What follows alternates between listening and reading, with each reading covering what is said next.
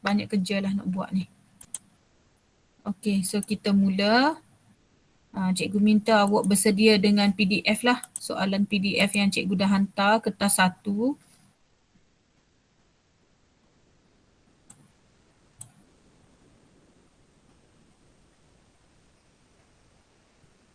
So cikgu faham lah kalau awak ni burn out, cikgu pun sebenarnya dah burn out dah, tahap dah macam penat sangat-sangat dah.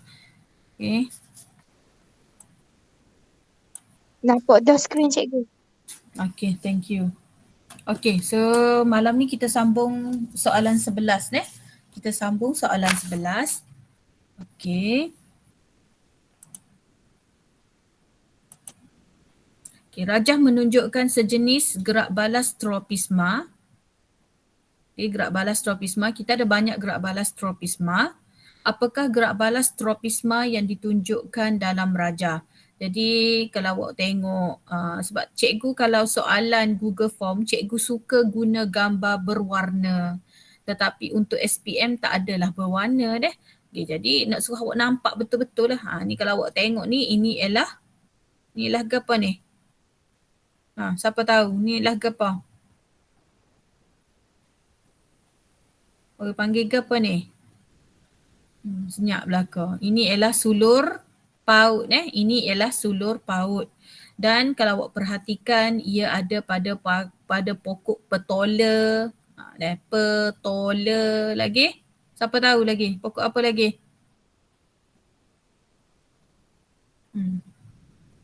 Senyap Kacang belaka. panjang cikgu. Kacang panjang lagi. Lagi? Tembikai. Yes, tembikai lagi. Siapa yang dia menanam, dia tahulah sebab dia perhati benda-benda macam ni. Petola, kacang panjang, tembikai, lagi. Tak tahu. Tak tahu. Okay. So, morning glory morning glory pun dia juga. Okay, jadi apakah gerak balas tropisma yang ditunjukkan? Jadi bila dia ada sulur paut, ini ialah tigmotropisma. Tigmotropisma. Tigmotropisma merupakan gerak balas pertumbuhan terhadap sentuhan. Maknanya bila dia sentuh dengan jaring, dia sentuh dengan kawat, dia sentuh dengan awak pernah pergi DIY kan dekat bahagian tanai-tanai pokok tu, dekat bahagian pasu, baja tu dia ada jual macam rotan yang bentuk macam ni. Maknanya awak boleh beli untuk letak dekat pokok kacang panjang, tembikai. Nanti sulur paut tu dia akan berpaut pada orang kata panggil apa berpaut pada benda ni lah. Okey, jadi sulur paut menunjukkan tigmotropisma positif. Kenapa positif? Sebab dia positif ke arah sentuhan tu. Dengan berpaut pada objek seperti kayu bagi membolehkannya mendapat sokongan. Ada pelajar tanya cikgu, apa jadi kalau saya tanam kacang panjang tapi saya tak letak kayu sebagai pancang untuk dia sulur paut. Lama-lama dia akan jatuh ke bawah, pokok tu dia macam tak si naik. Sebab dia tak ada sokongan untuk dapatkan cahaya matahari. Okey? Jadi awak kena perhatilah, biasanya pokok-pokok macam tomato, kalau awak tanam tomato di rumah dia pokok-pokok macam ni dia memang nak ada sokongan untuk dia berpaut. Sebab dia ni menjalankan gerak balas jenis tigmotropisma. Okay, kalau sebut geo, geo ni ialah graviti dan graviti ni ialah akar lah. Okay, akar. Sebab tu kalau awak tanam pokok, kalau katakan pasu awak terbalik sekalipun, katakan ni contoh pasu awak terbalik sekalipun, akar memang dia akan tumbuh ke bawah. Akar dia memang tumbuh ke bawah walaupun pasu awak sudah terbalik sebab dia mencari arah graviti. Okay, jadi akar menunjukkan graviti yang positif, iaitu akar menunjukkan geotropisma positif. Kalau pucuk awak tanamlah terbalik macam mana sekalipun pasu tu, dia memang akan naik ke atas pucuk sebab dia mencari cahaya. Jadi pucuk menunjukkan geotropisma negatif. Negatif sebab dia lawan benda tu. Okey. Apa itu kemotropisma? Kemotropisma ni ialah bahan kimia. Kalau katakan contoh kita letak baja, kita masukkan baja. Apa ni, akar tumbuh ke arah baja tu. So kemotropisma positif. Okay, kemo kimia. Kalau foto cahaya. So kalau foto ni pucuk lah. Pucuk menunjukkan fototropisma positif. Jadi jawapan dia D. Okey, soalan 12. Soalan 12 ni dia macam orang kata apa, macam menggelirukan juga. Okey, rajah menunjukkan tumbuhan bergerak balas terhadap rangsangan di persekitarannya. Dalam soalan ni aras dia ni aras tinggi sikit soalan ni. Sebab awak nak kena perhatikan dalam rajah tu. Berdasarkan rajah, apakah jenis gerak balas yang tidak berlaku? Cikgu tanya yang tidak berlaku. Okay, so kalau awak tengok sini, akar tumbuh ke bawah. Jadi bila tumbuh ke bawah, mungkin dia, bukan mungkin lah, dia memang cari graviti kan. Graviti tumbuh ke bawah. So geotropisma positif ada. Okay, geotropisma positif ada. Okay, so cikgu raih dulu. Okay, lagi akar ni memang kita tanam macam-macam mana pun dia akan tumbuh ke bawah kerana dia nak cari air. So hidrotropisma. Dia memang nak cari air, dia tumbuh ke bawah. So betul. Okay, dan kalau awak tengok pucuk ni menghala ke atas iaitu ke arah cahaya. Maknanya pucuk ke arah fototropisma positif. Jadi apa yang tak berlaku? Yang tak berlaku, yang tak ada dalam gambar ni yang kita tak boleh nak fikir pun ialah kemotropisma. Okay, kemotropisma. Kemotropisma merupakan gerak balas pertumbuhan terhadap bahan kimia. Jadi cuba kita tengok akar menunjukkan kemotropisma positif apabila tumbuh ke arah garam mineral. Nampak? Orang ni letak baja. Nanti baja ni akan meresap masuk dalam tanah. Jadi nanti akar ni akan tumbuh ke arah garam mineral, baja tu. Jadi akar menunjukkan kemotropisma positif. Akar menunjukkan kemotropisma negatif apabila tumbuh menjauhi bahan kimia tertentu seperti racun. Bila sebut bahan kimia ada dua lah. Sama ada baja atau racun. Okay, cikgu ulang sekali lagi. Kalau soalan apa-apalah, dia kata disembur bahan kimia. Awak kena fikir, bahan kimia ni ada dua jenis. Sama ada baja atau racun. Jadi kalau akar tu tumbuh ke arah baja, kemotropisma positif. Kalau akar menjauhi racun, bahan kimia, maka kita panggil kemotropisma negatif. So jawapan dia A. Boleh Okay, soalan 13. Rajah menunjukkan kegunaan fitohormon oksin dalam bidang pertanian. Dia dah bagi siap-siap dah hormon oksin dalam bidang pertanian. Yang manakah menunjukkan kesan fitohormon oksin terhadap buah. So cuba tengok molek ni hormon oksin. Kita sembur pada bunga tomato. Lepas tu buah tomato dia jadi masak, buah tomato yang matang. Tapi awak ni bila nampak masak, tak ada benda lain. Awak mesti mikir pasal gas etilina, hormon etilina yang digunakan untuk mempercepatkan pemasakan buah. Sebenarnya awak kena tengok sini. Hormon oksin. Kita sembur pada bunga. Dia akan jadi buah juga. Tetapi apa kesan kepada buah tersebut? Nampak tak soalan ni dia dah jadi mengaplikasi dah, bukan memahami dah. Sebab kita kena mikir setikat lagi. Okay, jadi buah memang akan masak tetapi dia akan jadi buah tanpa persenyawaan. Apa maksud buah tanpa persenyawaan? Maknanya tak ada gamit jantan mensenyawakan sel telur, mensenyawakan nukleus kutub. Tak ada.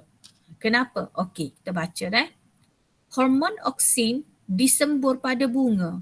Tapi kena sembur kat mana? Kena sembur dekat stigma dan ovari. Faham ke? Kita sembuh dekat bunga tetapi dekat stigma dan ovari.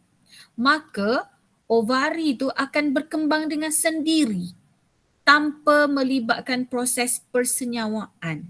Jadi bila dia tak berlaku persenyawaan, tak ada gamet jantan, maka dia akan jadi buah tapi tak ada biji. Jadi kalau awak makan buah ada butir, maknanya itu adalah proses semula jadi. Maknanya ada gamet jantan mensenyawakan sel telur dan dua nukleus kutub. Itu secara semula jadi. Tapi kalau awak makan buah anggur tak ada biji, buah jambu tak ada biji, awak makan buah tembikai tak ada biji, maknanya orang guna hormonoksin lah tu. Orang sembuh dekat bunga. Jadi kenapa tak ada biji? Sebab ovari berkembang tanpa melalui proses persenyawaan, jadilah buah tak ada biji. Jadi proses tu kita panggil partenokarpi.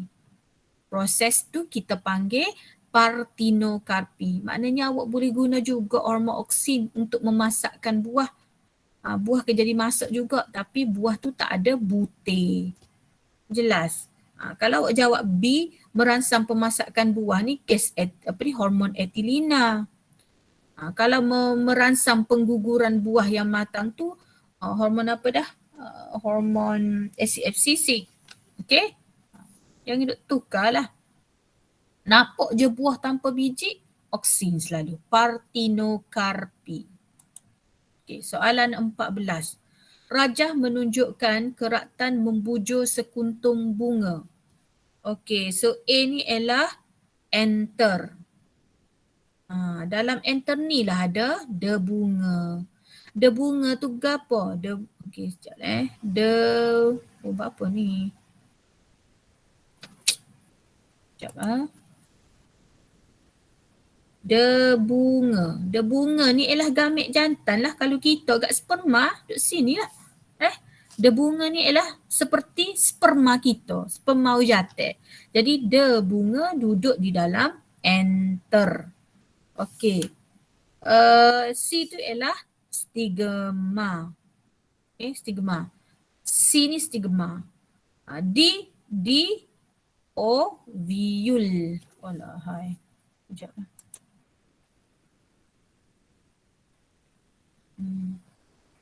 Awak jangan kata gini. Ada pelajar kadang-kadang kan dia nak soalan tu gambar serupa buku teks. Dia tak semestinya kak.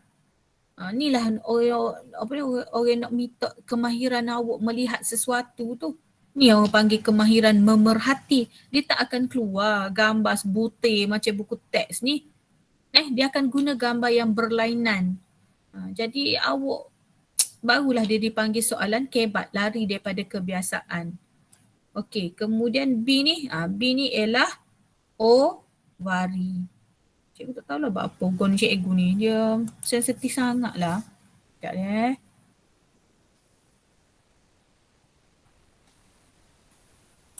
Sekejap. Okey. Okey, so B ni ialah ovari. Okay, jadi bahagian manakah yang mempunyai fungsi untuk menghasilkan gamet?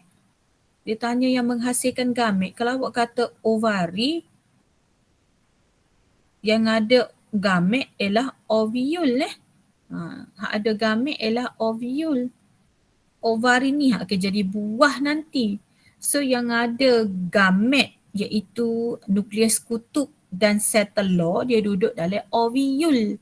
Jadi jawapan dia ialah A dan D.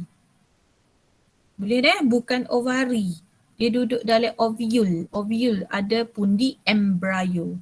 Dalam ovule tu ada pundi embrio. Cikgu hak mana pundi embrio hak ni? Hak ni. Ada 3, 2, 3 tu. Inilah pundi embrio. Jadi dalam pundi embrio ni ada 3 sel antipodal, 2 nukleus kutub dan sel telur dan sel sinergik. So pundi embrio ni duduk dalam ovule. Jadi jawapan dia C.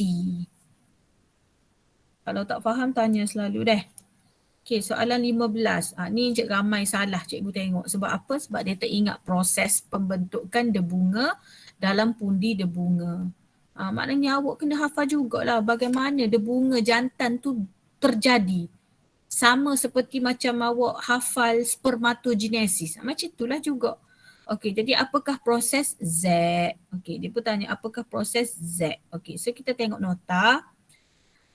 Okey, yang pertama, semasa perkembangan enter. Ni enter ni enter. Alah lah, ping cikgu ni. Sejak cikgu tukar laptop ni dia jadi terlalu kata apa sensitif dengan cikgu nulis pun dia tak tekan. Okey. Semasa perkembangan enter, sekelompok tisu turut tumbuh di dalam setiap lobul. So ni enter ni enter. So dalam setiap enter ni ada 4 lobul. So 2, 3, 4. Ada 4 lobul dan dalam setiap 4 lobul tu dia ada 4 pundi debunga. Faham ke?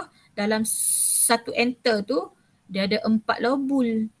Dalam 4 lobul tu ada 4 pundi debunga. Nampak ada pundi debunga, pundi debunga, pundi debunga, pundi debunga. Dalam pundi debunga ni pula ada beratus-ratus. Ada beratus-ratus sel induk debunga. Ada beratus-ratus sel induk debunga. Ada beratus-ratus sel induk debunga. Ada beratus-ratus sel induk debunga. Okey, sel induk debunga ni juga awak boleh panggil nama lain dia sel induk mikrospora. Ada pelajar pening, dia tanya benda lain pula ke? Tak, nama sama. Sel induk debunga ataupun sel induk mikrospora. Dia kena ada perkataan induk sebab dia hak asal tu. Jadi dalam setiap pundi debunga tu dia ada sel induk debunga atau sel induk mikrospora yang kena ingat kena tulis sama-sama yang diploid. Sebab dia tak jadi gamet lagi masa ni. Dia tak jadi, kalau kita tak jadi sperma lagi. Dia asal-asal spermatogonium tu. Jadi dia masih lagi diploid 2N. Okay, kemudian cikgu pun ambil lah seekor. Dia ada banyak beratus-ratus. Cikgu pun ambil keluarkan satu sel induk mikrospora. Satu, dia ada banyak. Okay, satu sel induk mikrospora akan membahagi secara meiosis. Membahagi secara meiosis 1 menghasilkan 2, buat meiosis 2 menghasilkan 4 mikrospora. Tak ada dah induk tu. Awak buang perkataan induk. So cikgu ulang sekali lagi, sel induk mikrospora membahagi secara meiosis. Meiosis kan ada 2, meiosis 1, meiosis 2. So bila dah habis siap meiosis 2, maka terhasillah 4 sel mikrospora. Awak buang perkataan induk tu. Maka terhasillah 4 sel mikrospora yang haploid lah. Dia jadi haploid dah sebab dia buat meiosis dah. Ingat gitu. Bila dia buat meiosis dia dah jadi haploid. 4 sel mikrospora ni sebab dia 4, maka kita boleh panggil dia tetrad. 4 kita boleh panggil dia tetrad. Setiap sel dalam tetrad nanti akan berkembang. Bila sebut berkembang, tak ada proses lain. Mesti mitosis. Berkembang, membesar, bertumbuh, mitosis. Kalau gamet-gamet ni, meiosis. Okay, jadi dia pun akan berkembang setiap sel dalam tetrad. Maksud dia setiap sel dalam tetrad ni. Setiap sel dalam tetrad akan berkembang menjadi debunga. Okay. Dan nukleus ni pula. Awak perasan ada itar ni. Itu ialah nukleus. Nukleus dalam setiap debunga akan membahagi secara mitosis. Cikgu buat apa dia membahagi secara mitosis? Sebab dia ni nukleus. Dia bukan untuk pembiakan dia. Nukleus tu. Nukleus tu yang membahagi secara mitosis. Lalu terhasillah satu debunga tapi ada 2 nukleus. Faham ke ni? So nukleus ni, itar ni membahagi secara mitosis menghasilkan 2 nukleus. Okay, jadi ada 2 nukleus ni. Iaitu yang besar ni nukleus penjana, yang kecil ni nukleus tiup. Jadi dalam setiap sos tu pula debunga tu ada 2 nukleus pula. Dan dinding kantung debunga yang tebal dan kalis air ni, dinding setiap goni ni, setiap debunga ni pula, dia ada dinding tebal, kalis air dan dia hanya pecah apabila debunga tu matang. Jadi bila dia pecah, debunga matang, debunga tu akan terbang jatuh atas, debunga tu akan diterbangkan oleh angin, dibawa oleh serangga, jatuh atas stigma. Okay, jadi kita balik semula kepada proses ni. Apakah proses Z? Proses Z ialah dia buat meiosis dulu jadi tetrad, kemudian tetrad buat mitosis. Betul tak? Setiap sel tetrad, setiap sel dalam tetrad tu buat mitosis, maka terhasillah setiap satu ni ada 2 nukleus. Boleh. Dia nak jadi part tu dia kena buat meiosis dulu. Lepas tu dalam setiap sel ni pula nukleus tu buat mitosis. Okay, jelas So jawapan dia A. Ramai salah soalan ni. Okay, soalan 16. Manakah antara berikut merupakan struktur integumen tumbuhan berbunga selepas berlakunya persenyawaan ganda dua? Ni pun ramai juga salah. Okay, so awak ni kena tahulah selepas persenyawaan dia akan jadi gapo-gapo-gapo. Okay. So awak ingat dah hari tu cikgu kata kita ada 2 gamit jantan. Satu gamit jantan mensenyawakan satu sel telur. Tolong ingatlah gamit jantan ni macam sperma. Sel telur ni macam ovum. Awak pun ingat gini, kalau manusia sperma mensenyawakan ovum jadi zygote. Nanti zygote ni berkembang jadi embryo. Ni dalam manusia kak. Okay, cikgu ulang sekali lagi dah. Kalau dalam tumbuhan kita ingat macam ni. Gamit jantan tu sperma. Mensenyawakan satu sel telur ni ovum. Lalu jadilah serupa manusia. Jadilah zygote, satu campur satu. Jadilah zygote diploid. Nanti zygote diploid tu akan berkembang jadi embryo. Embryo ni hak mana? Embryo ni hak duduk dalam butir tu. Kalau awak makan buah durian, makan pauh. Okay, cikgu lukis dah. Katakan contoh ni buah pauh. Ada butir dalam ni. Okay, butir ni ovule. Dalam butir ni ada selagi butir kecil. Dalam biji buah pauh, buah mangga tu ada satu lagi biji yang paling kecil dalam tu. Awak kena buka lagi. Yang biji kecil dalam biji di tengah tu, itu adalah embryo. Embryo tu cikgu suka panggil dia baby. Apa? Sebab daripada embryo ni lah yang kita akan tanam, yang akan keluar pucuk, lumul dan radikel akar. Okay? Jadi faham dah bila dia dah jadi embryo. Embryo ni duduk mana? Embryo ni ialah biji paling kecil dalam biji besar. Okay, kemudian satu lagi gamit jantan mensenyawakan 2 nukleus kutub. Maka dia jadi nukleus juga nama dia. Nukleus 1 campur 2, 3, tri. Jadilah nukleus triploid. Nukleus triploid ni dia akan jadi apa? Nukleus triploid ni dia akan jadi endosperma. Mana cikgu endosperma ni? Yang warna putih tu. Kalau awak makan rambutan lah paling mudah. Awak perasan tak biji dia tu bila kita buka biji dia tu dia ada warna putih. Itulah endosperma yang memberikan nutrien kepada biji benih, kepada embryo tu untuk berkembang. Faham ke? Nukleus triploid ni dia akan jadi endosperma. Endosperma ni hak dalam butir tu dia warna putih. Kalau awak makan butir nangka, butir cempedak yang digoreng tu, awak perasan tak? Butir cempedak, butir nangka yang digoreng tu, kita boleh makan butir tu. Sebab apa? Apa yang awak makan tu? Yang awak makan tu ialah endosperma. Isi dia dalam biji tu. Okay? So dia mari mana endosperma ni? Dia datang daripada nukleus triploid. Okay, lepas tu apa jadi kepada stigma stil bunga tu? Stigma stil akan merosot.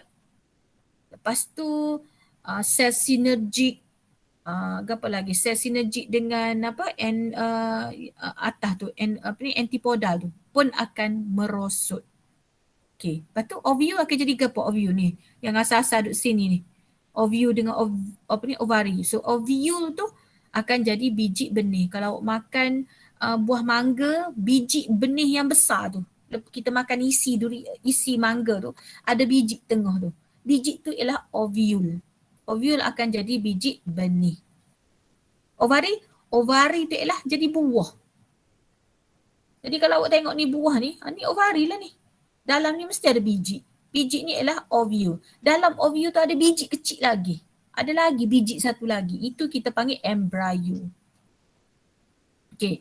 So, apa jadi pada integumen? Integumen akan menjadi dua lapisan kulit biji yang berfungsi untuk melindungi embryo. Integumen tu dia akan jadi kulit biji. Kulit kepada biji dalam tu. Sebab tu bila kita nak kupas kulit duri, apa ni, kita nak kupas, kita nak buka kulit biji, kulit butir durian susah, nak buka kulit apa lagi, kulit durian, kulit mangga, payah sangat sebab itulah integumen yang melindungi baby di dalam tu. Dalam tu ada embryo. Jelas jadi manakah yang struktur integumen akan jadi apa selepas persenyawaan ganda dua, dia akan jadi kulit. Kulit apa? Kulit biji. Kalau awak kata biji benih, ini ialah ovule. Kalau awak kata embryo ni ialah zygote diploid. Asal-asal daripada zygote diploid. Penggantung tu dia sekali dengan endosperma. Okay, soalan seterusnya. Ciri-ciri penyesuaian tumbuhan halofit. Yang ni cikgu dah sentuh banyak masa bengkel hari tu. Tumbuhan halofit ni ialah tumbuhan yang tumbuh di kawasan paya bakau. Yang manakah boleh membantu mengurangkan kerosakan di kawasan tanah. Sebut je kawasan tanah, mesti dia kait dengan akar. Mesti dia kait dengan akar. Sebab apa? Sebab ni masalah dia. Satu, kawasan paya bakau ni masalah dia ke apa?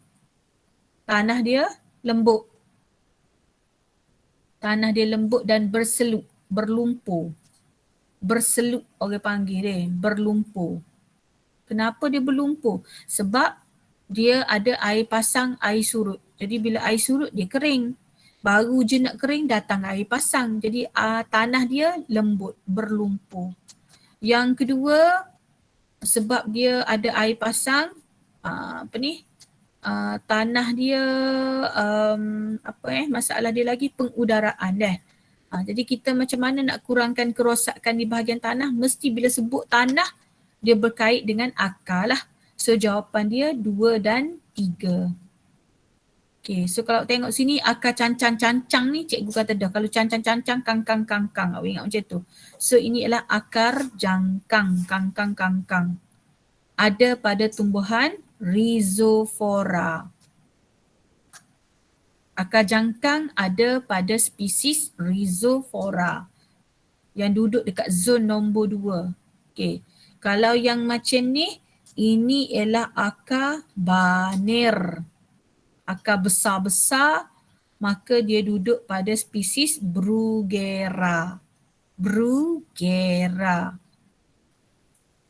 Lepas tu dia ada satu lagi akar, iaitu akar cabang luas. Akar cabang luas ni gambar dia akan jadi macam ni. Ada cabai-cabai akar dia. Okay. Akar cabang luas ni dia ada pada Avicennia dan Soneratia. Okay. Kalau awak kata pasal daun, daun ni ialah menunjukkan daun hidatot. Daun succulent, daun tebal. Daun hidatot untuk singkir garam. So dia tak ada kaitan dengan kerosakan kawasan tanah. Kalau awak kata yang ni, ini ialah biji benih viviparity untuk membantu pembiakan. Cikgu tak nak sentuh banyak-banyak sebab masa bengkel tu cikgu dah sentuh banyak dah.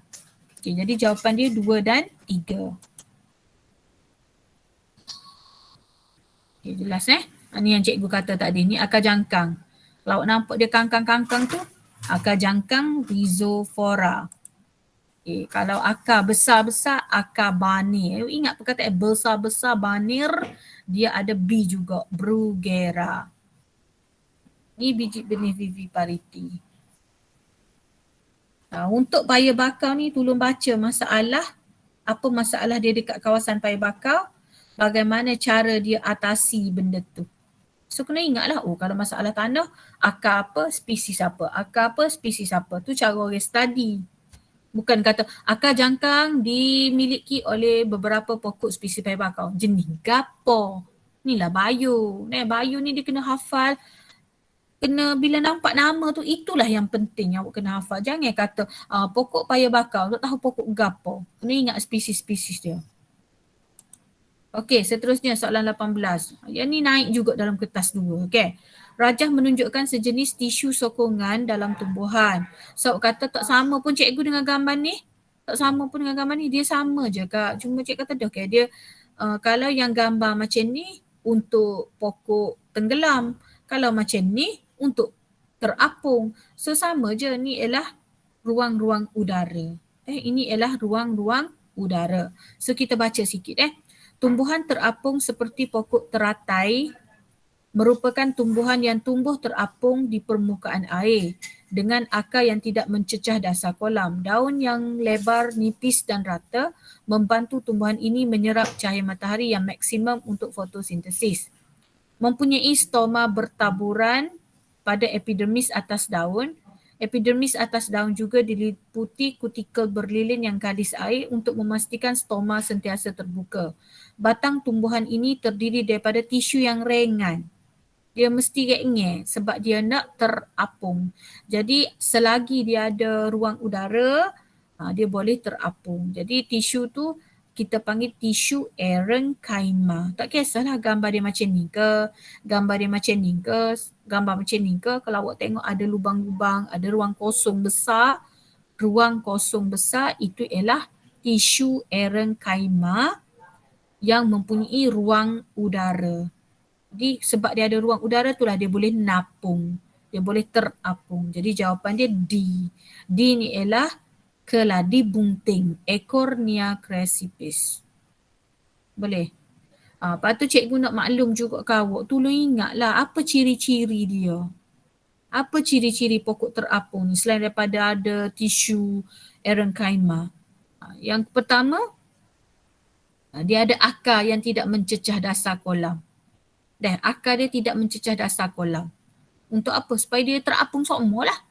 Yang kedua, awak nampak tak daun dia ni lebar. Ni bukuk-bukuk ni. Daun dia lebar, nipis, rata.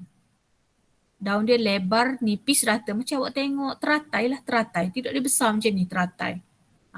Kan? Teratai. Okay. Kenapa daun dia besar, lebar? Sebab dia nak serap cahaya matahari yang maksimum. Okay, lagi, bila daun dia besar, stoma dia pun bertaburan. Sebab daun dia besar, jadi stoma dia bertaburan, berterabur atas epidermis atas daun.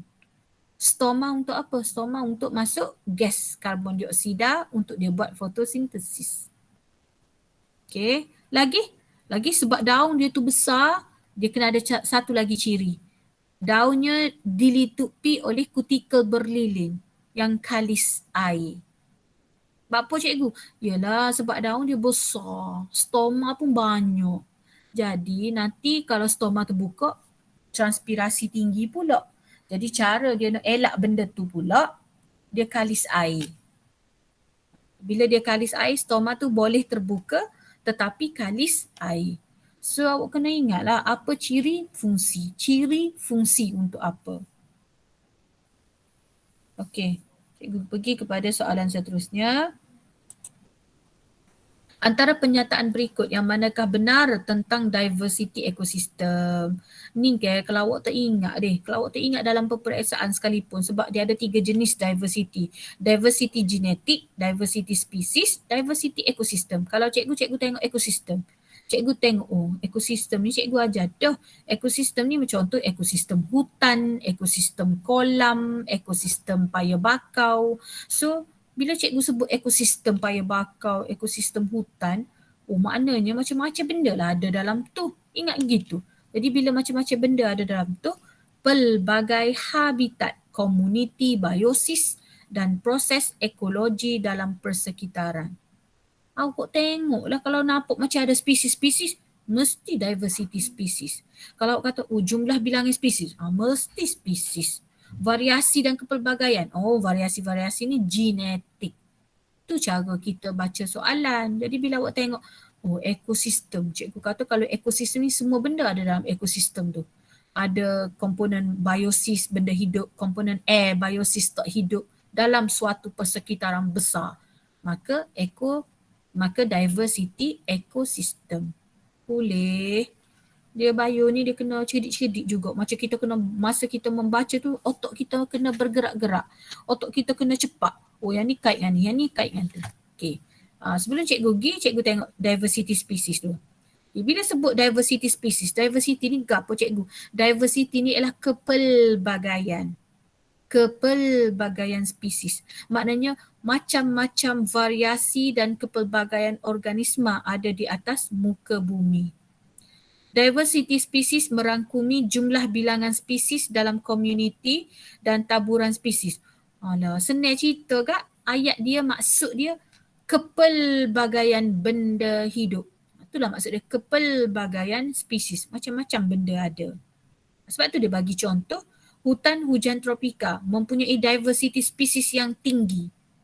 Macam-macam ada dalam tu. Ada 5 hingga 10 juta spesies serangga. Menunjukkan adanya kepelbagaian spesies serangga. Okay. Kalau sebut tentang diversity genetik, kepelbagaian genetik. Cuba awak tengok. Dalam kelas awak, contoh 5 syifat, 22 orang.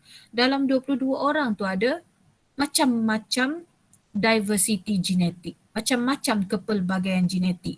Ada tinggi, ada rendah, ada gemuk, ada kurus, ada lesung pipit, ada yang tak ada lesung pipit. Faham deh?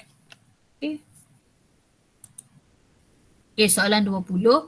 Rajah menunjukkan organisma P, Q dan R. Kelaskan organisma mengikut nutrisi. Ni bukan interaksi. Cikgu tahu ramai ada pelajar yang jawab bawah ni dia tukar dengan interaksi.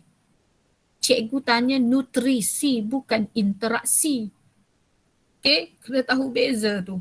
Okay, jadi gambar yang pertama ni paku pakis selang suya.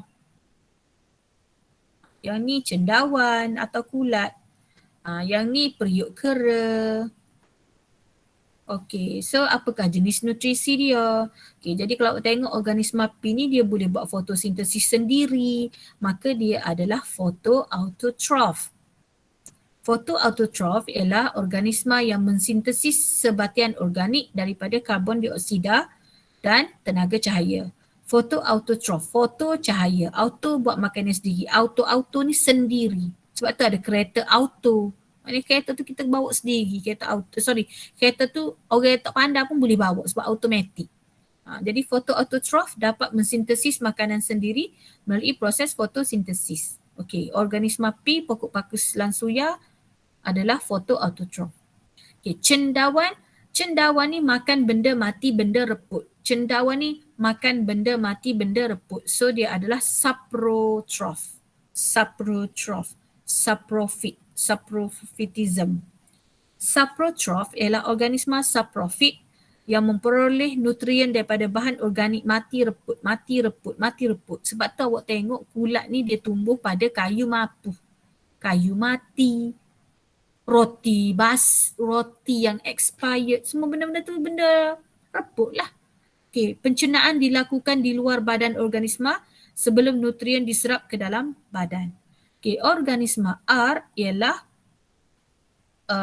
periuk kera. So periuk kera ni dia ni adalah holozoid.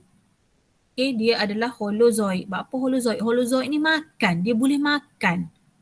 Holozoid ni ialah makan.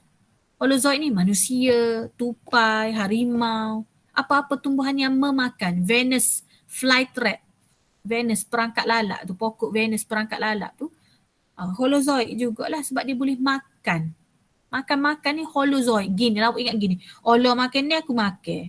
Allah makan ni aku makan. Holozoid. Cikgu ingat gitu je. Cara cikgu ingat biologi. Holo makanan aku makan. Okay, so holozoid. Organisma yang memakan bahan organik pepejal kemudian mencernakannya dan diserap dalam badan. Jadi kalau pokok ni dia katakan contoh ada lalat. Dia akan perangkap, dia makan, dia cerna. Dia rembeskan enzim, dia cerna. Nanti hasil pencernaan tu dia jadi nitrogen. Nitrogen tu lah yang digunakan untuk pembesaran pokok ni. Okay. Yes, Okay, soalan 21. Rajah menunjukkan roti yang ditumbuhi kulat. Jadi dalam perbincangan kita baru ni, cikgu kata kalau awak biarkan roti awak tu, okey, ada pelajar tanya dia, apa cikgu roti saya ni lepas minggu tak kulat lagi. Sebab kebanyakan roti sekarang ni dia masukkan pengawet. Pengawet. Kecuali roti yang awak buat sendiri. Awak mana ada pengawet kan? Jadi roti yang awak buat sendiri tu 2-3 hari basi dah. Expired dah. Naik kulat dah. Tapi kenapa roti yang dijual di kedai tu seminggu pun tak kulat lagi? Sebab dia dah tambah bahan penstabil, pengawet. Okay, jadi bila dia tumbuh kulat, dia tumbuh kulat mucor. Nama dia mucor. Kulat mucor ni dia memang duduk pada kok roti. Jadi kalau awak tengok dia ada warna putih, dia warna kuning, lepas tu warna kelabu, warna hitam. Tu adalah spesies kulat roti. Dia memang lain-lain spesies dia. Mula-mula putih dulu. Lepas putih kuning, lepas kuning kelabu, lepas kelabu hitam. Dah. Hari sekali roti awak semua hitam. Okay, apakah ciri-ciri utama kulat pada roti tersebut yang menyebabkan kulat tersebut mudah merebak? Bila dia dah berkulat sikit, duduk sekejap dia akan merebak dah. Dia nak kulat tu payah. Tapi bila dia dah sudah ada kulat, dia akan cepat merebak. So kenapa dia cepat merebak? Kerana dia ada sporangium yang mengandungi spora. Mana cikgu sporangium ni? Sporangium ni. Dia tak nampak dengan mata kasar. Okay. Dia ada sporangium. Sporangium. Dalam sporangium tu ada spora.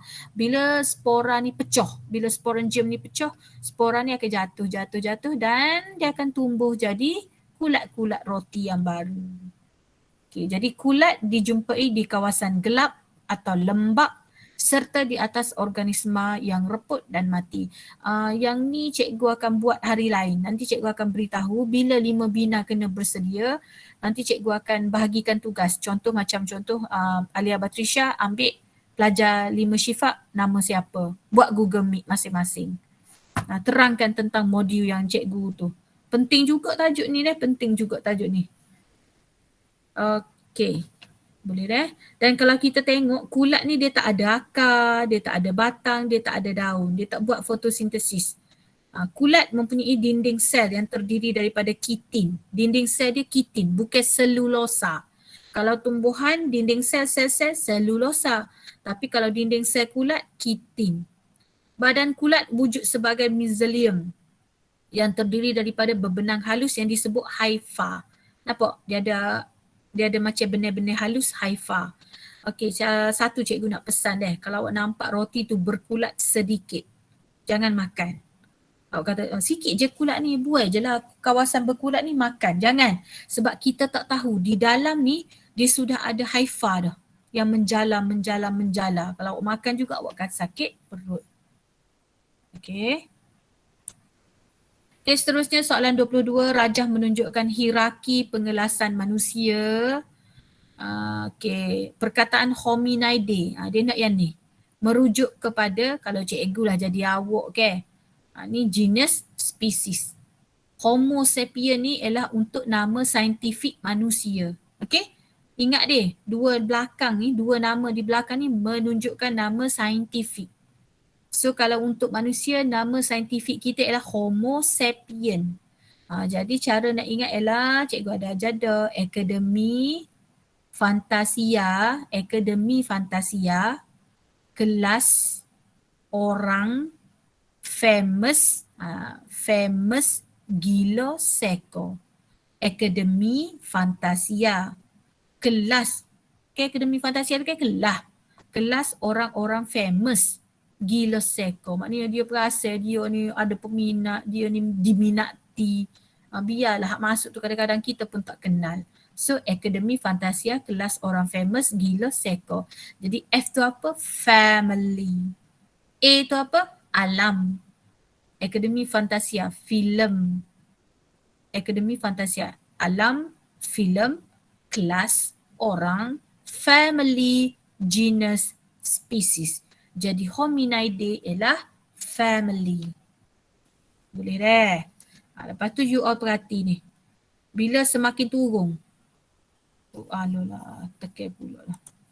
Bila semakin turun. Duk mana tak gua ni cikgu ni bila nulis ni. Bila dia semakin turun, bilangan organisma dalam kumpulan semakin berkurangan. Buat apa cikgu? Okey, cuba perhati deh. Bila cikgu sebut animalia, macam-macam animal ada. Sebab tu yang besar di atas ni, macam-macam animal ada. Ada, kalau katakan contoh deh, ada beruang, ada panda, ada apa lagi, beruang kutub dan sebagainya. Tu animalia. Maknanya, macam-macam animal ada. Kemudian dia turun. Bawah jenis apa? Bawah jenis alam apa? Filem apa? Filem chordata. Dia dah kurang dah. Nampak tak? Kita buang dah sekau, tak ada dah tapak Sulaiman. Okay, bila dia turun pula pergi kepada kelas. Kelas jenis mamalia. So mana yang tak berkait dengan mamalia? Contoh ular. Ular kita buang dah. Okay, awak nampak dah tu? Pen cikgu ni gimana dah tak ada ni. Okay, kita dah boleh buang. Aloh. Kita dah boleh buang ular dah sebab dia bukan mamalia. Bukan kelas mamalia. Okay. Kemudian turun order. Order jenis carnivore. Jadi kita boleh buang dah tupai. Tupai tu omnivore. So boleh buang dah. Lepas tu turun pula. Family mesti kita nak family yang sama. Contoh family Ursidae. Maknanya jenis beruang. So kita boleh buang dah musang. Okay, lepas tu genus. Genus kita cari genus yang sama. Genus Ursus. Maka kita boleh buang dah. Panda ni bukan Ursus.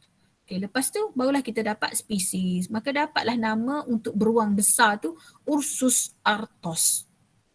Jadi awak rasa tak semakin dia turun daripada domain, alam, filem apa semua tu, bilangan binatang tu semakin berkurangan.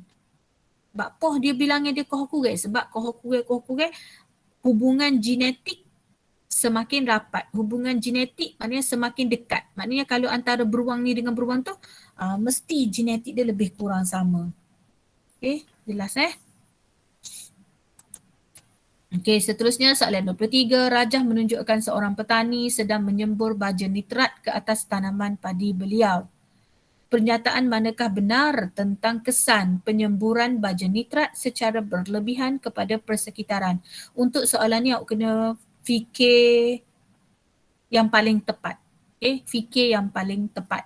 So kalau awak tengok sini, betul belaka sebenarnya bila kita sembuh, lebihan sisa nitrat dialirkan ke sungai. Betul dia masuk dalam sungai tapi dia salah.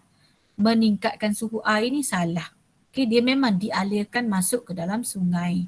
Okay, B, meningkatkan populasi haiwan perosak. Ada bila kita sembuh baja, populasi padi akan jadi banyak. Bila banyak, barulah populasi haiwan perosak meningkat. Tapi dia kata populasi padi menurun. So salah ayat ni. Penyemburan baja menyebabkan pencemaran udara. Betul? Betul. Tapi kita tak tepat. Betul, tapi kita bukan nak tengok benda ni. Okay? Jadi yang paling tepat, betul. C tu betul juga. Okay. D, eutrofikasi berlaku. Mengurangkan penembusan cahaya ke dalam air. So kita nak tengok deh apa kaitan dia. Okay, kita tengok deh. Baja kimia, apa sajalah baja kimia yang awak guna, dia akan larut masuk dalam tanah ataupun dibawa oleh air hujan. Ataupun dia larut resap. Ataupun dia akan mengalir dari kawasan pertanian masuk ke dalam sumber air, kolam, sungai dan sebagainya. Okay, dia ada banyak cara baja ni boleh masuk. Sama ada dia larut masuk dalam tanah, kemudian masuk dalam air, ataupun dibawa oleh air hujan, ataupun dia larut resap dan digerakkan ke kawasan kolam. So baja-baja berlebihan tu bertambah kepekatan di dalam kolam. Jadi awak beri baja ke kolam tu. Jadi apa jadi? Awak ni beri baja ke kolam. Jadi alga akan tumbuh dengan cepat. Alga ni ke dia macam tumbuhan. So bila awak beri baja dia pun akan tumbuh lah. Alga akan tumbuh dengan cepat, banyak sehingga menutupi permukaan air. So bila dah tutup permukaan air, menyebabkan eutrofikasi. Gapo? Dia akan halang penembusan cahaya matahari. Okay, katakan ni kolam, alga banyak ni. Alga banyak. Okay, so bila alga banyak, dia akan halang penembusan cahaya matahari tu. Matahari tak sampai ke bawah. Matahari dapat kepada alga tu je. So mengurangkan kadar fotosintesis tumbuhan akuatik. Tumbuhan tenggelam ke ada. Jadi tumbuhan tenggelam tak dapat nak buat fotosintesis.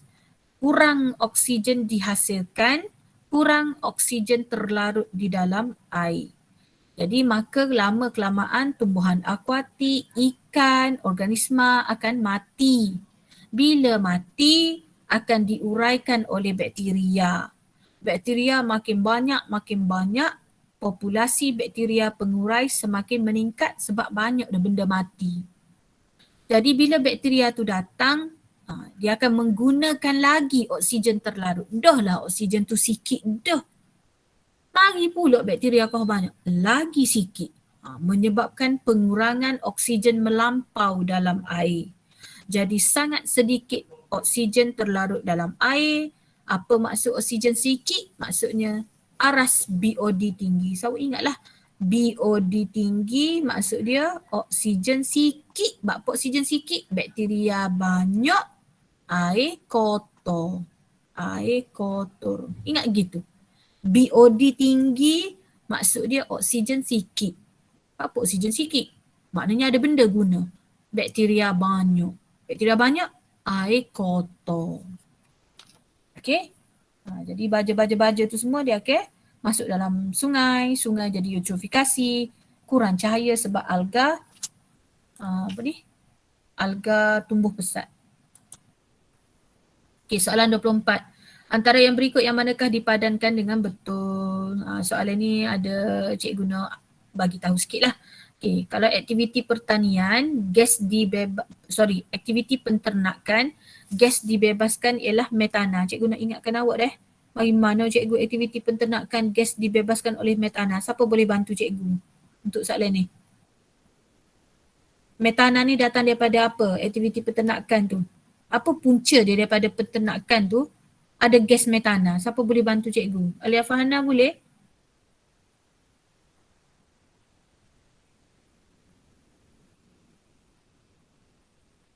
Alia Fahana? Tokoh Nilam sepatut tahu ni benda-benda macam ni. Ya, cikgu. Hmm? Cikgu, hello? Ya. Cikgu dengar. Apa dia? Cikgu boleh ulang balik soalan satu, cikgu? Okey. Kalau awak tengok di sini, dia kata metana ialah gas yang dibebaskan daripada penternakan. Daripada apa Kalau daripada penternakan, datang daripada mana metana tu? Daripada najis haiwan. Yes, betul. Kena tahulah ni. Daripada najis haiwan. Awak tahu tak di India kan? Boleh Yoshini bagi tahu cikgu. Yoshini, di India dia guna apa? Cuba share dengan cikgu.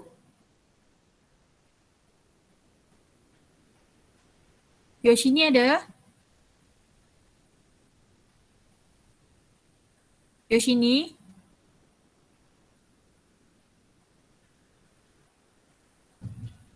Ke cikgu sore ni?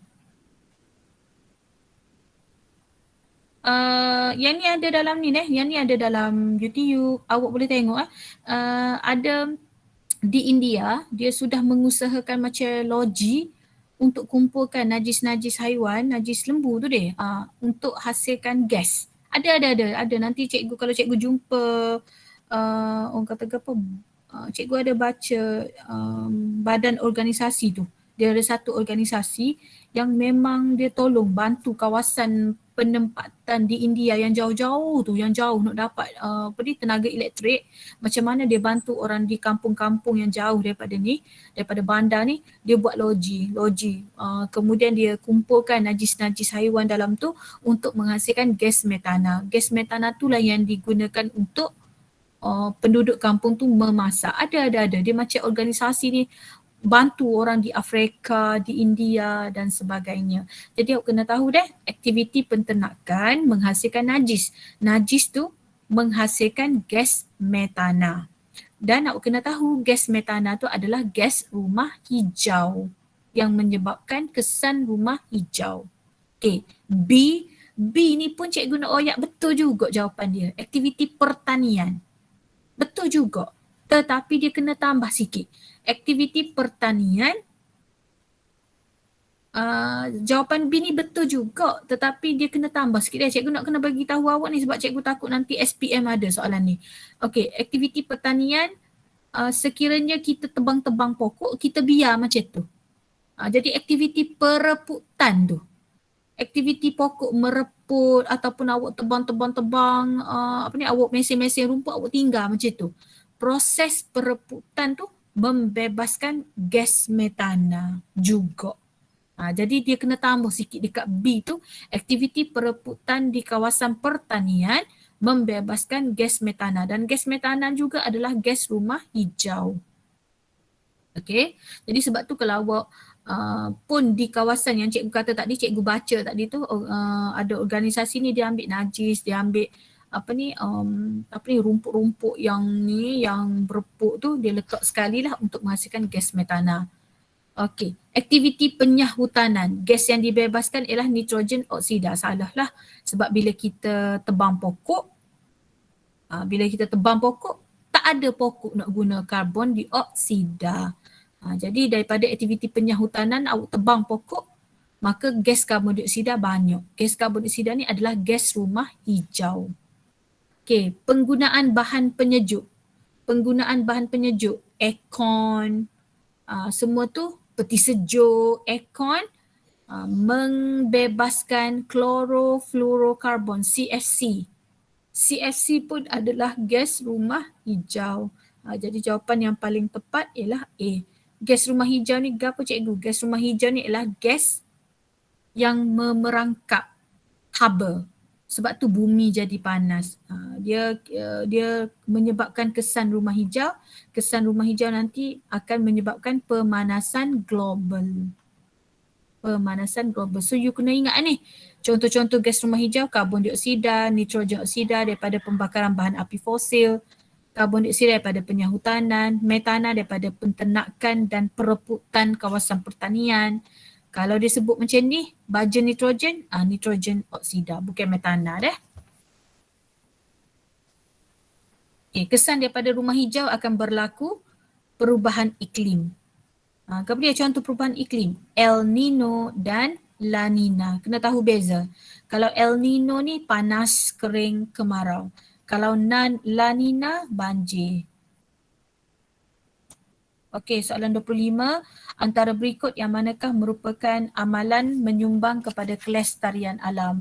So jawapan soalan ni mudah je, ramai betul So jawapan dia D lah, berkongsi kereta. Kalau membina banyak bangunan berkaca ni, dia boleh menyebabkan pencemaran terma, haba. Sebab haba diperangkap, dipantulkan. Contoh cahaya matahari sampai kat cermin ni pantul sini. Lepas tu pantul situ. So orang yang duduk kat kawasan ni, rumah-rumah sini, semua jadi panas. Pencemaran terma. Menyediakan banyak basikal. Okey, betul. Okey, menyediakan banyak basikal. Sedia saja, naik dok. So salah. Sedia saja salah. Dia kena orang kata apa? Menggalakkan penggunaan basikal. Okey. Okey, soalan 26. Seorang wanita memerlukan pemindahan darah semasa pembedahan cesarean.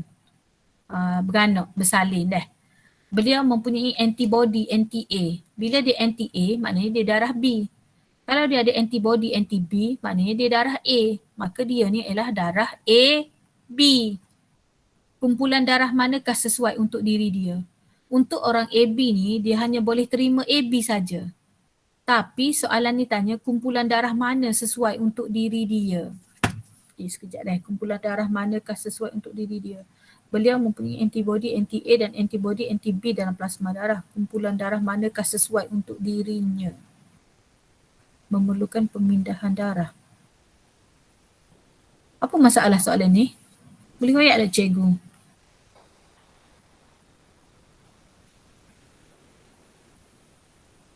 Betul ke?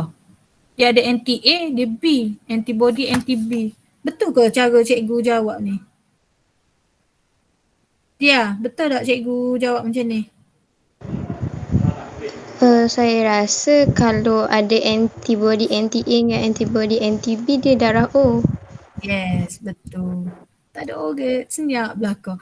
Kalau antibody anti-A maknanya dia tak ada lah. Antibody anti-A. Antibody anti-A maknanya dia tak ada. Dia tak ada A, dia tak ada B. Kenapa cikgu buat macam ni tadi? Sebab awak jangan bertukar yang satu lagi.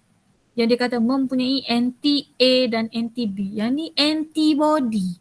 Maknanya dia memang tak boleh dengan A. Dia memang tak boleh dengan B. So maknanya dia ni darah O. Ni yang seumur tersilap. Cikgu ulang sekali lagi Dia bila kita baca soalan, awak kena perhatikan antibody ke dia ada anti-A saja. Kalau soalan tu kata mempunyai anti-A dan mempunyai anti-B. Maknanya anti-A dia darah B, anti-B dia darah A. Tapi sekarang ni kita ada perkataan antibody tu. Maknanya dia ni antibody terhadap B. Dia antibody terhadap A. Sebenarnya dia antibody, dia tak boleh berlaku. Jadi dia darah O.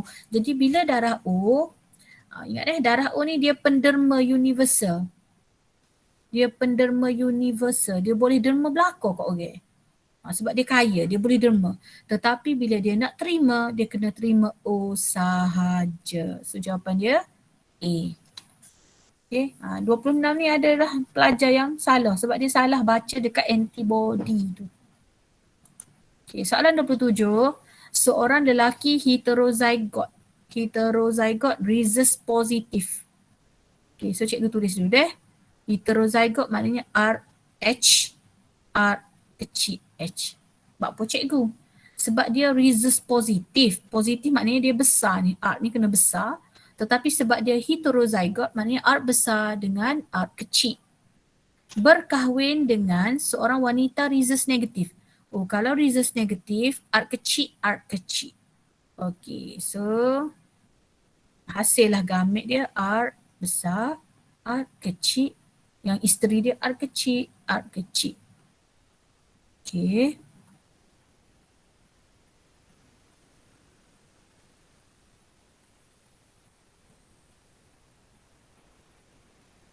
Kalau kertas satu, tak payahlah awak tulis tepi ni. Cuma kalau untuk kertas dua kak, hati-hatilah kena tulislah persenyawaan, genotip, fenotip. So dia pun tanya, apakah kebarangkalian untuk mendapat anak rhesus positif? So rhesus positif ni mesti R besar. Jadi kebarangkalian dia ialah 2 nisbah 2. Kita matikan dia 1. Seberapa persen? 50%. So jawapan dia B. Okay, faham Kalau rhesus positif tu R besar. Kalau dia sebut pula heterozygot maknanya hetero, campur, besar dengan kecil. Kalau homo, besar-besar ataupun kecil-kecil. Okay, soalan 28, berapakah bilangan kromosom dalam sel hati pesakit sindrom Down? Sindrom Down dia ada 47 kromosom. So sebab dia tanya sel hati, dia bukan tanya sel gamet. Kalau dia tanya dalam sperma orang sindrom Down, dia 23 juga. Tapi soalan ni tanya dalam sel hati. Sel hati maknanya dia ada 47. Kan sindrom Down dia trisomi. Okay, so kita baca dulu Jumlah kromosom ialah 47. Iaitu 45 tambah XY. Terdapat satu kromosom lebih pada pasangan kromosom ke-21. Cuba buat perhati, semua ni 2-2-2 belakang. Comel 2-2-2-2-2. Tiba-tiba dekat nombor 21 ni ada terlebih satu. So sebab tu dia panggil trisomi. Trisomi nombor 21. Sindrom Down boleh berlaku kepada lelaki atau perempuan. So kalau tengok sini OXY ni, bila XY maknanya budak ni lelaki tetapi sindrom Down. Kalau tiba-tiba belakang ni XX, oh budak ni perempuan tetapi ada sindrom Down. Dan awak kena ingat sindrom Down ni, awak kena ingat juga nombor 1 sampai nombor 22 ni semua ni kromosom ni daripada nombor 1 sampai 22 kita panggil autosom. Autosom ni apa? Autosom ni ialah kromosom yang tidak berkaitan dengan jantina. Yang tak kait dengan jantina. Jadi sebab tu belakang ni nombor 23 ni dia berkait dengan jantina. Sebab tu bila cikgu tengok OXY ni, maknanya dia ni jantina lelaki. Tapi dia ni sindrom Down. Jadi dia tak kacau dekat nombor 23 ni kalau sindrom Down . Kalau sindrom lain dia kacau dekat nombor 23. Dia kena tengok juga, kena pandai tengok. Macam contoh Klinefelter. Klinefelter ke orang jatuh ada gototino. So nampak tak? Oh dia jatuh tapi dia tertino. Sebab tu dia kacau dekat nombor 23. Dia kacau dekat nombor 23 ni sebab melibatkan jantina. Tapi kalau sindrom Down ni, nombor 1 sapalah nombor 22 ni, dia hanya autosom. Autosom ni ialah kromosom yang tak kait, yang tidak berkaitan dengan yang tidak berkait dengan jantina. Cikgu, kalau sindrom Turner ke orang tino tapi ada benda lelaki. So nampak tak? Tino tapi ada benda jatuh. Maknanya dia duduk dekat nombor 23 juga. Dia kacau dekat nombor 23. Okay, jelas Okay, soalan 29. Rajah menunjukkan variasi, kita nak habis dah ni. Rajah menunjukkan variasi bentuk dalam kalangan buah tembikai. Buah tembikai asalnya bulat tetapi disebabkan oleh faktor persekitaran menyebabkan ada tembikai 4 segi, bulat 4 segi, bentuk love pun ada. Awak boleh tengok dalam YouTube, awak tekan je. Ada di China, di mana lagi, ada macam-macam. Kadang-kadang dia buat bentuk tokong tu, bentuk sami Buddha. Bentuk sami Buddha, lepas tu dia masukkan buah tu daripada mula-mula lagi. Buah tu semasa berkembang, nanti keluar buah tu bentuk sami Buddha. Ada, awak cari dalam YouTube. Awak kan suka tengok YouTube, awak cubalah cari benda-benda macam tu. Jadi faktor yang menyebabkan variasi ini adalah faktor persekitaran. Okay, kita baca sikit. Faktor persekitaran lain, faktor persekitaran selain daripada yang cikgu sebut ni, yang boleh menyebabkan variasi adalah faktor abiosis seperti suhu. Contoh kan awak beli bunga daripada Cameron Highland, cepat tengok suhu sejuk, bunga tu comel je. Tapi bila kita tanam dekat tempat kita, pokok ros tu tak nak membesar. Sebab tu kalau awak tengok mak awak kalau pergi ke nursery dia akan tanya, bunga ros ni bunga ros Cameron Highland ke bunga rosier? Biasa kita akan beli bunga rosiam lah sebab suhu sama macam kita. Yang kedua faktor cahaya. Katakan contoh awak ada dua pasu pokok. Satu awak letak bawah cahaya, satu awak letak bawah pos kereta. So awak dapati yang duduk dekat bawah cahaya tu tumbuh lebih besar sebab dia boleh buat banyak fotosintesis. Okay, yang tumbuh dekat pos kereta tu dia macam tak berapa nak tumbuh. Okay, pH. Contoh pH yang ni lah. Pokok hydrangea. Kalau tanah dia pH berasid, dia jadi bunga warna pink. Kalau pH beralkali, dia bunga warna biru. Okay, dan akhir sekali, rajah menunjukkan suatu proses yang menyebabkan variasi genetik. Kalau cikgu jadi awak kan, soalan ni cikgu mudah sangat-sangat. Apa? Cikgu tengok dah gambar. Gambar apa ni? Tidak ni gambar pindah silang. So mana jawapan dia? D lah. Pindah silang. Semasa pindah silang ni, dia akan tukar bahan genetik daripada ayah dengan ibu. So mungkin masa dia tukar ni, dia memberikan warna anak mata. Jadi mungkin warna anak mata awak ni ambil genetik ayah, iaitu warna anak mata awak biru. Faham? Okay, ada nak tanya apa-apa tak setakat ni?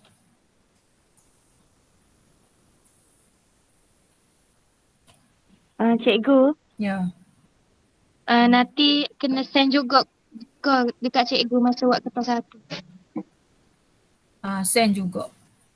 Kalau tidak awak tak ni pula. Okay, jadi masa masih ada ni cikgu akan stop 22.15 pukul 10 suku. Masa masih ada dalam setengah 15 minit. So nombor 1, cikgu nak awak kena pasti. Cikgu tak siap awak teka-teka tajuk deh. Setiap orang lain tajuknya. So awak mesej cikgu, mesej dalam group nama, kalau boleh bubuh nombor lah. 1 nama Alia Fahana tajuk apa. 2 Alia Batusha nak tajuk apa. Yang tu nak kena buat selalu. Lepas tu gunalah masa ni kalau awak nak tidur lambat, awak buat kertas ni sambungan nombor 11 sampai nombor 30. So kalau tak ada apa-apa kita boleh berhenti di sini sebab cikgu pun nak sambung buat kerja lain pula. Okay. Alia Farhana, siapa lagi tadi? Najwa. Dan cikgu akan hantar slide ni kepada awak jangan risau untuk awak saling lah. Alia Farhana, Najwa dan Ain Yasmin, tolong bagi tahu cikgu siapa yang tak ada kelas malam ni. Assalamualaikum. Waalaikumsalam. Terima Terima kasih kasih cikgu. Terima kasih cikgu. Salam kasih. Terima kasih Thank you cikgu. cikgu. Terima kasih cikgu. Terima kasih cikgu. Macam tebuan, macam B. Terima kasih cikgu. Terima kasih. Terima kasih cikgu. Ya, sama.